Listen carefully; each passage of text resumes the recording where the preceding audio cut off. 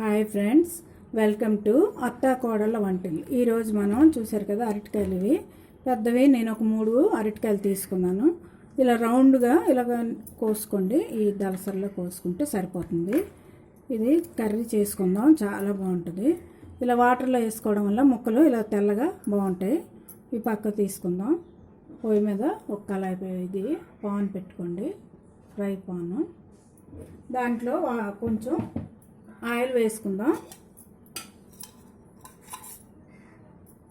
ఆ ముక్కలు ఇందులో కొంచెం మగ్గించాలి.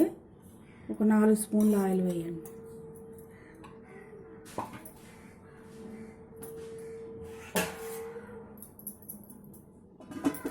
ఇలాగా ఒక ప్లేట్కి తీసుకుందాం. ఈ ముక్కలన్నీ నీటిలోంచి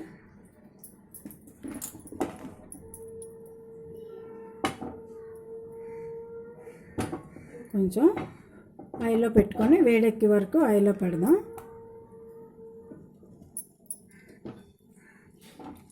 ఆయిల్ వేడెక్కింది కదా, ఈ ముక్కల్లో తడి కూడా పోయే వరకు కొంచెం ఆయిల్లో ఉంచి ఇలాగ అన్నీ కూడా ఎక్కువసేపు అక్కర్లేదు, ఒక 5 నిమిషాలు ఇటు అటు తిప్పితే సరిపోతుంది.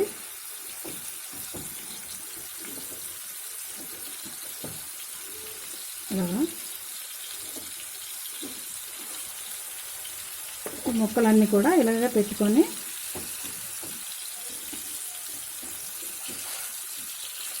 ఆయిల్లో పెట్టుకోండి.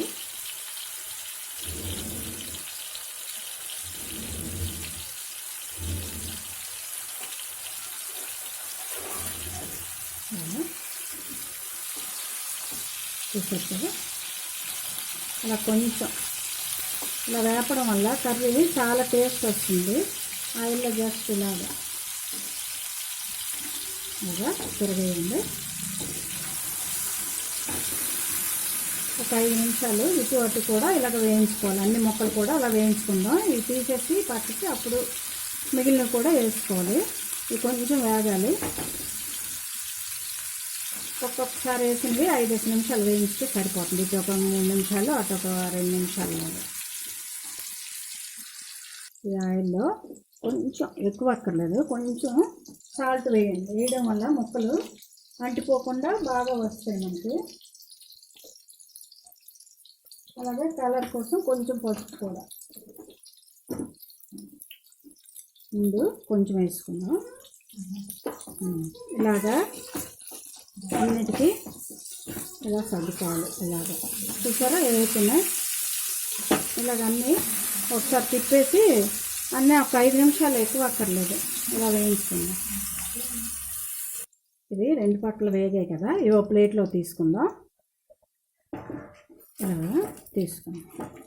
చూసారు కదా, ఓ ప్లేట్లో ఇవన్నీ తీసి మళ్ళీ మిగిలిన కూడా ఇలాగ వేయించుకుందాం. ఇందులో వేసి ఇలాగా అరటి ముక్కలన్నీ ఇలా వేయించుకోవాలి. కొంచెం పసుపు ఉప్పు వేసి వేయిస్తే బాగా కనిపిస్తుంది కదా, బాగున్నాయి. ఇలాగా సాల్ట్ వేయడం వల్ల అడుగు పట్టకుండా బాగా వేగుతాయి. ఇప్పుడు కళాయి పెట్టుకొని దీంట్లో మనం ఒక 3 స్పూన్స్ ఆయిల్ వేయండి, సరిపోతుంది.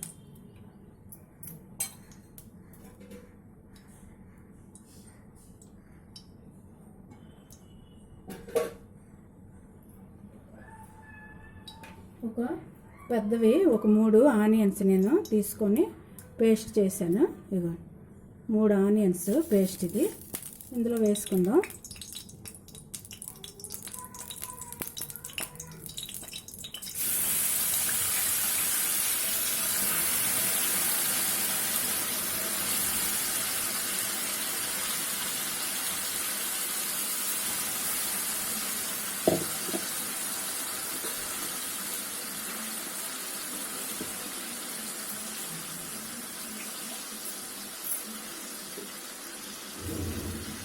ఆనియన్ పేస్ట్ వేసింది కదా, ఇలాగా ఇందులోనే సాల్ట్, కర్రీకి తగినంత సాల్ట్ వేసుకుందాం. ఒక స్పూన్ ఫుల్గా వేయండి, సరిపోతుంది. నేను పెద్దవి 3 అరటికాయలు, అవి చూసారు కదా ముక్కలు ఎక్కువగా వచ్చాయి. పసుపు ఒక 1/2 స్పూను,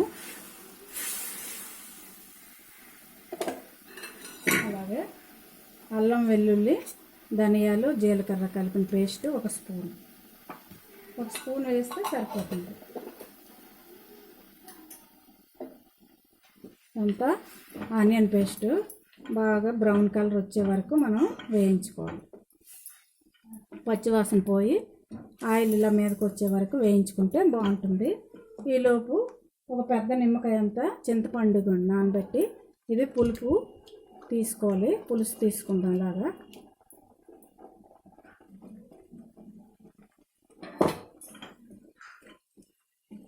ఇదంతా బాగా కలుపుతూ వేయించుకుందాం. ఇలాగా పేస్ట్ చూసారా, ఇలా కళాయికి అంటకుండా వచ్చిందంటే మనకి ఇది బాగా వేగినట్టు. ఇప్పుడు కారం వేసుకుందాం. ఒక 2 స్పూన్లు కారం వేయండి. పులుపు వేస్తాం కదా, అందుకే ఎక్కువ పడుతుంది. మీరు తీసుకున్న అరటికాయలు బట్టి మీరు ఎంత కారం తింటారో దాన్ని బట్టి కారం వేసుకోండి.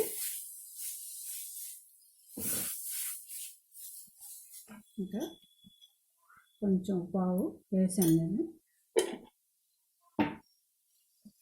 ఎక్కువ అరటికాయలు కదా, ముక్కలు ఎక్కువ, పెద్ద కాయలు అవి, అందుకోసం ముక్కలు ఎక్కువ వచ్చాయి. దానికోసం నేను కారం కొంచెం 2 పావు వేసుకున్నాను, చిన్న స్పూన్. అది మీరు కూడా మీ కారం టేస్ట్ బట్టి వేసుకోండి.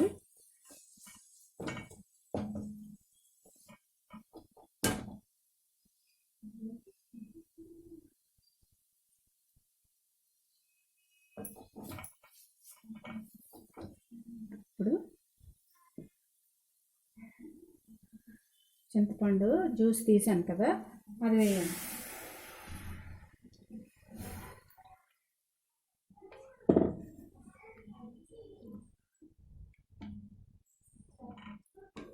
చాలా టేస్ట్గా ఉంటుంది. కొంచెం ముక్కలు ఉడకాలి, అందుకోసం కొంచెం వాటర్ వేసుకోండి. ఇప్పుడు కొంచెం మరగాలి. ఇలాగా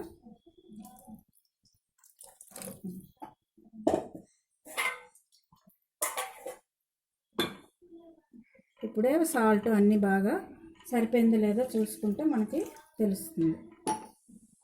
ఒక్క మరిగాక సాల్ట్ టేస్ట్ చూసుకుంటే కారం సాల్ట్ అన్నీ కూడా మనకు తెలిసిపోతాయి.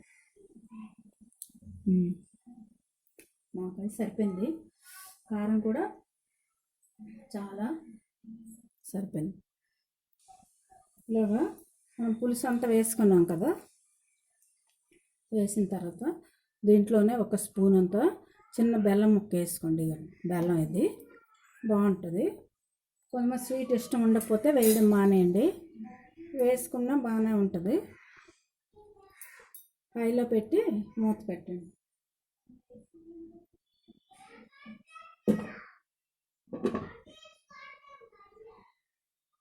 ఒక 5 నిమిషాలు పులుసు మరిగిద్దాం.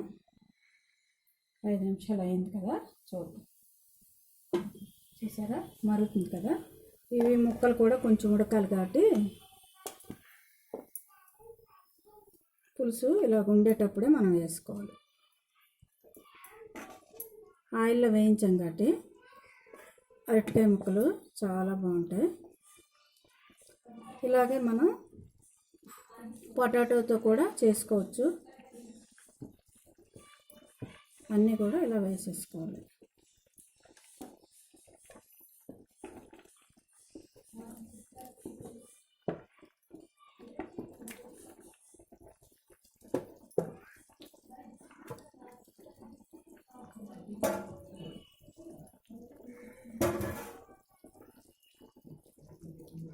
ఇలాగా బాగా కలుపుకుంటే అన్నిటికీ పుల్ల మనం వేసిన కారం అన్నీ కూడా బాగా పడతాయి. చూసారు కదా, ఇలా ఒకసారి ట్రై చేసి చూడండి, చాలా బాగుంటుంది అరటికాయ కూర. పొటాటోతో కూడా ఇలా చేసుకోవచ్చు మనం.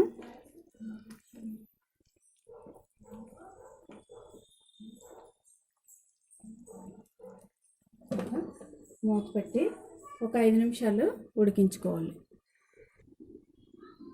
చూద్దాము ఉడికిందో లేదో. చూసారా, ఉడికింది. చల్లారాక ఇంకొంచెం చిక్కబడుతుంది. ఇది మనకి రోటీకి రైస్లోకి కూడా చాలా బాగుంటుంది. ఇలాగా అరటి ఇలా చేయడం వల్ల చాలా టేస్ట్ వస్తుంది, బాగుంటుంది. మీరు కూడా ఇలా ట్రై చేయండి. పొయ్యి ఆఫ్ చేసుకుందాం. ఈ వీడియో మీకు నచ్చినట్లయితే షేర్ చేయండి, లైక్ చేయండి. కొత్తగా చూసే వాళ్ళైతే సబ్స్క్రైబ్ చేసుకోండి. ఇలా కొంచెం జారుగా దించుకుంటే మనకి చిక్కబడిపోద్ది. చల్లారాక రోటీలోకి బాగుంటుంది, రైస్లోకి కూడా బాగుంటుంది. Okay, thank you for watching.